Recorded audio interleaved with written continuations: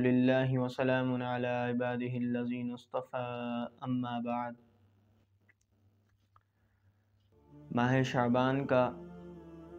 مہینہ شروع ہو چکا ہے۔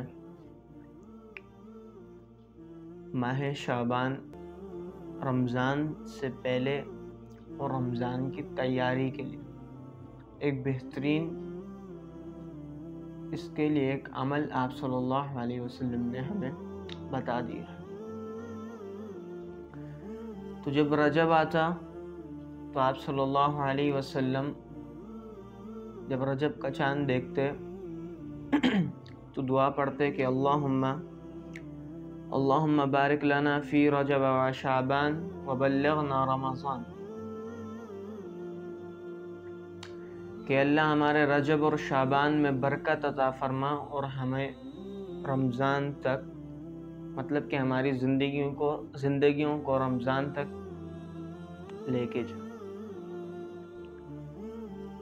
اور دوسری چیز یہ کہ آپ صلی اللہ علیہ وسلم اس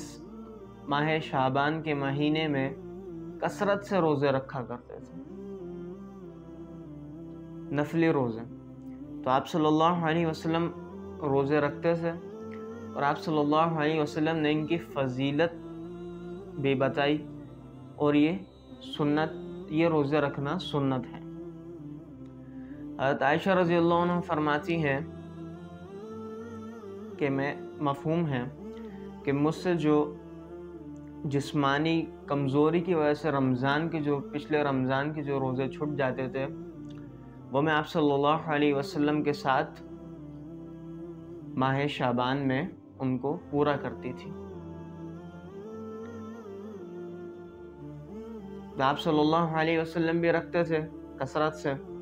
تو آپ صلی اللہ علیہ وسلم کے ساتھ اما عائشہ رضی اللہ عنہ بھی رکھ لیا کرتی تھی۔ اب شریعت نے اس میں ایک اور چیز شمار کر دی ہے کہ جب ماہ شعبان کے روزے رکھے، اور اس کی فضیلت بھی اسلام سے، مطلب کہ احادیث سے ثابت ہے، صحیح ہے فضیلت۔ تو جب روزے رکھے تو شریعت نے یہ بھی کہہ دیا کہ رمضان سے 1 یا 2 یا 3 دن پہلے کے روزے چھوڑ دو،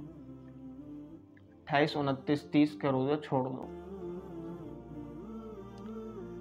1 یا 2 یا 3 دن کے روزے چھوڑ دو، کیونکہ اس کا جواب میں، اس کی تدبیر میں فقہاء علماء کرام نے لکھا ہے کہ اس سے انسان کی جو کمزوریاں ہیں کہ وہ کثرت سے روزے رکھتا آتا ہے، پھر جو کمزوریاں، تاکہ وہ حشاش ہو جائے، اس کی طبیعت دوبارہ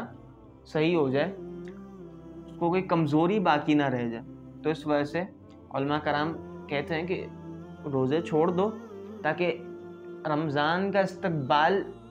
کر سکو، کہ رمضان اور عام دنوں کے، رمضان کے فرض کردہ روزے اور عام دنوں کے نفلی روزوں میں تمہیں فرق پتہ چلے،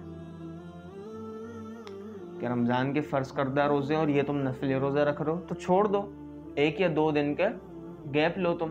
تاکہ تمہاری طبیعت بھی صحیح ہو جائے، کوئی عذر باقی نہ رہے، اور تم رمضان کا استقبال بھی کر سکو۔ اب جو شخص یہ 2 یا 3 روزے رکھ لے، یہ جانتے ہوئے کہ اسلام نے اس سے اجتناب کرنے کا بولا ہے، تو یہ پھر رمضان کے روزوں میں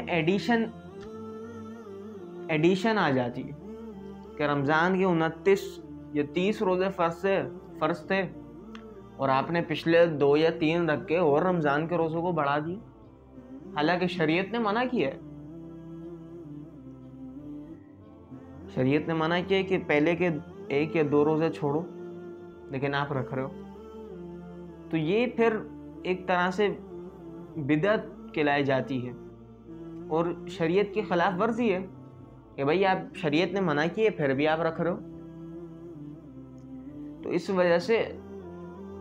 یہ اسلام میں ایک اپنے سے نیا عمل، اس کے اندر یہ ملاوٹی عمل ہے۔ جب اسلام آپ کو بول لے کہ چھوڑ دو تو پھر چھوڑ دو، اسی وجہ سے بدعات ذلیل اور منحوس ہیں کہ جب کوئی خالص چیز ہوتی ہے، اگزامپل، جب کوئی خالص چیز ہوتی ہے کہ جب آپ اس کے اندر ملاوٹ کرتے ہو اپنے طور پر، پھر اس کی جو ایک خالص، جو اس کا خالص پن ہوتا ہے وہ نہیں رہتا، پھر وہ ملاوٹی کھوکھلی چیز بن جاتی ہے۔ دین تو اپنی جگہ قائم رہے گا، لیکن تمہارا اپنا دین ملاوٹی ہوتا جائے گا۔ اس کے اندر تم اپنے سے شمالیت، اس کے اندر سے تم اپنے سے ایڈیشن کرتے جاؤ گے تو پھر دین نہیں رہے گا، دین کو تم نے مذاق سمجھ لیا کہ اللہ کے احکام اتر گئے، شریعت اتر گئی، پھر اس میں تم ایک اپنی بھی ایڈیشن کر رہے ہو۔ جس طرح کہ روزوں کی مثال لے لیں کہ کوئی انسان 2 یا 3 بجے سحری کر لیتا ہے، ٹائم ہے 4 ساڑھے 4 بجے سحری کا، تو یہ جو کچھ 1 سے 1.5 گھنٹے کا وقت ہے تمہارا روزے میں ایڈیشن ہے کہ سحری سے بالکل پہلے کھانا، مطلب کہ بالکل صبح صادق سے پہلے کھانا، سحری کے قریب کہ جب روزہ شروع ہونے لگے اس سے قریب کھانا افضل ہے، مستحب ہے۔ اور کوئی انسان پہلی سے سحری 1-1.5 گھنٹے پہلے ہی سحری کر کے بیٹھا ہے، تو یہ اس چیز کا فرق ختم ہو جاتا ہے، اور اوپر سے ایڈیشن کر رہے ہو ٹائم کی جب اسلام نے منع کیا۔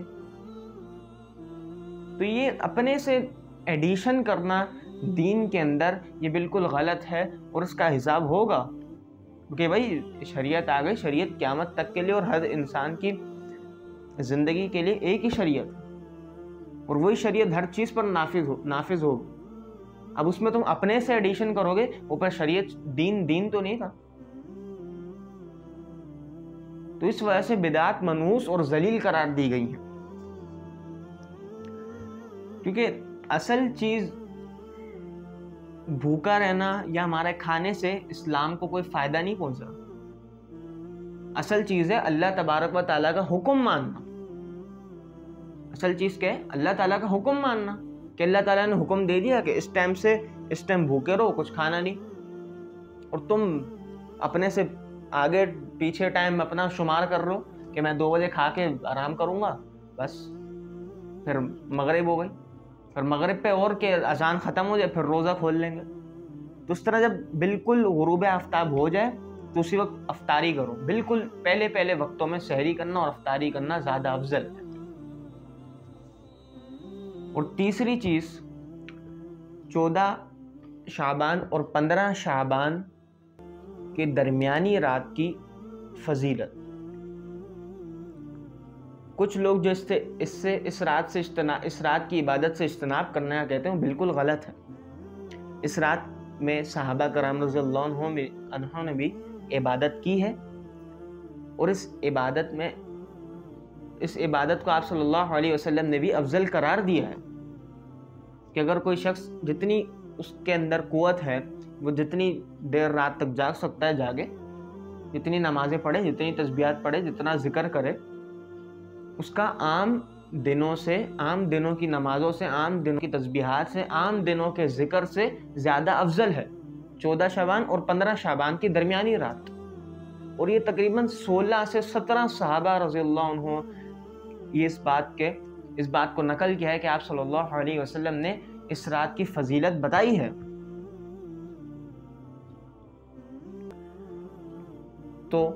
اللہ تعالیٰ ہمیں نیک اعمال کرنے کی اور اس پر عمل کرنے کی اور سمجھنے کی توفیق عطا فرمائے۔ وآخر الدعوانا ان الحمد للہ رب العالمین۔